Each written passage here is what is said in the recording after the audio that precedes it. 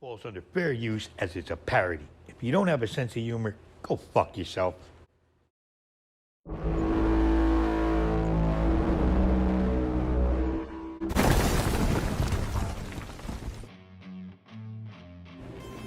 Welcome.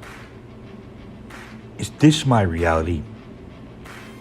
Is this your reality?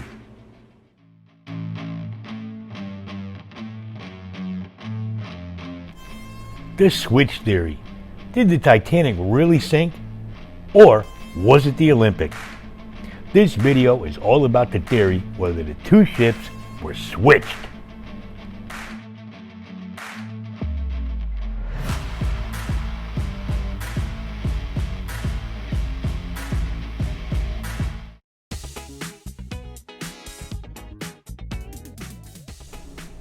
The reason behind people thinking that the ship is not really the Titanic takes us back to the 20th of September 1911 when the Olympic collided with the HMS Hawke just off the coast of the Isle of Wight.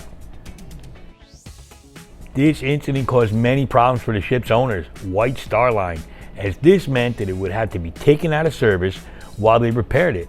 But this also meant that the maiden voyage of the Titanic had to be put back from the 20th of March that year to the 10th of April. This at the time was something that White Star Line could not afford to do, as they had legal bills to pay, and the cost of repairing the Olympic, well, they had to pay for that as well. This meant that they had to come up with a way to claim back not only the money that they would have missed out on due to the Olympic not being in service, the loss of revenue, but also the money they couldn't claim back from the incident. So they came up with a plan.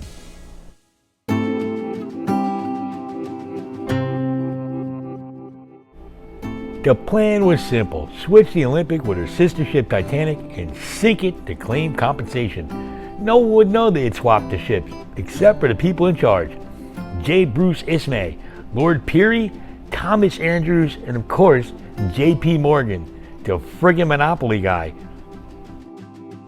As soon as their plan was set into motion, they went about changing the Olympic to look exactly like its sister ship by covering the floors with carpet, as the Olympic has tile flooring, and the passengers and crew who had been on the Olympic, then Titanic, would have been able to see the footprints left by the previous passengers.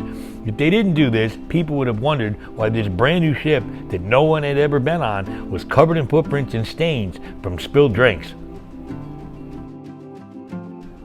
Other parts of the ship would have been changed as well. For example, taking out the cabins on B deck from the actual Titanic and replace them with the Olympic's promenade to make the switch all that more believable.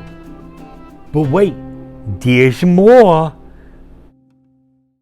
If you want more of this type of content, hit that like button, hit that subscribe button, smash that notification bell. Otherwise, the Federal Reserve is going to implement a cashless society.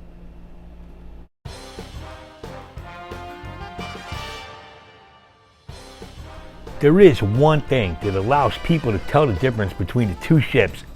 Those are the portholes on the C deck. When the Titanic was pictured while being built, it had 14 evenly spaced portals. But when it left Southampton on a doomed maiden voyage on April 10, 1912, it had 16 unevenly spaced portals.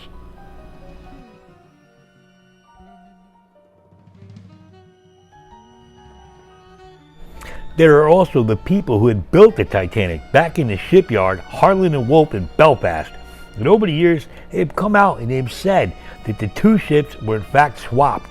And if they told anybody, White Star Line told them it would basically be the last job they ever did.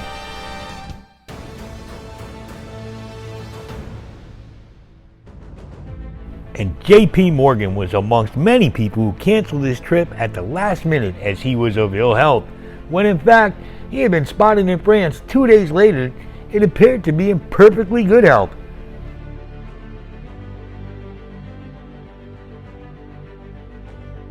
Can't make this shit up.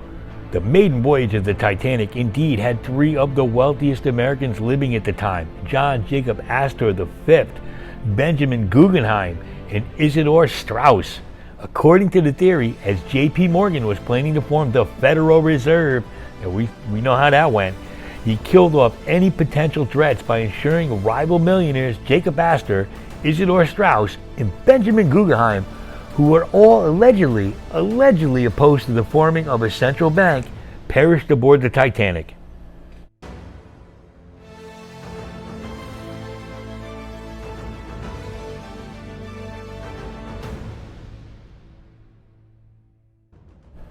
Something else that'll make you go, When the supposed Olympic was taken out of service in 1935, it arrived in Jarrow, UK on October 13, 1935, and it was to be stripped down and broken down. Well, part of the wood paneling and other parts, including, get this, the aft first-class staircase, was taken and used in the White Swan Hotel in Isle of Wight, UK. The paneling used shows numbers on the frame that says 401. But wait, this was the number that was given to Titanic when it was being built in Belfast, Ireland. However, if the paneling had been from the Olympic, the number would have been 400, not 401.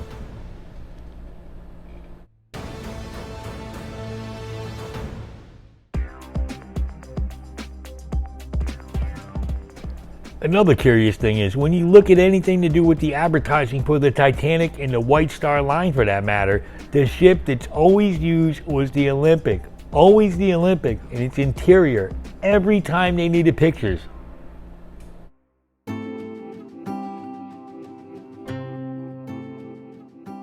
And what was up with the crew and this captain, alright? Look, it's your maiden voyage. You got people packed on board, and what do you decide to do? You decide to go full steam through a goddamn field of icebergs. Look, I'm not saying it's intentional, but that sure as hell seems intentional to me.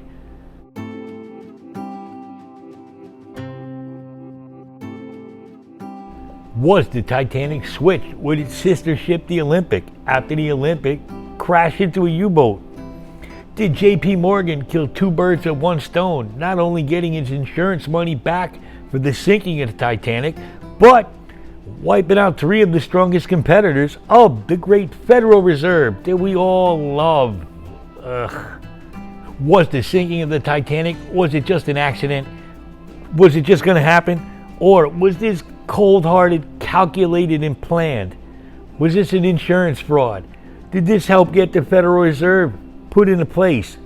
What say you? Leave a comment down below. I'll tell you what, that porthole thing, that's got me guessing.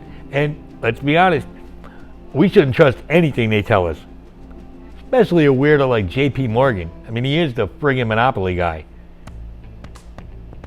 Alright, let's get the fuck out of here.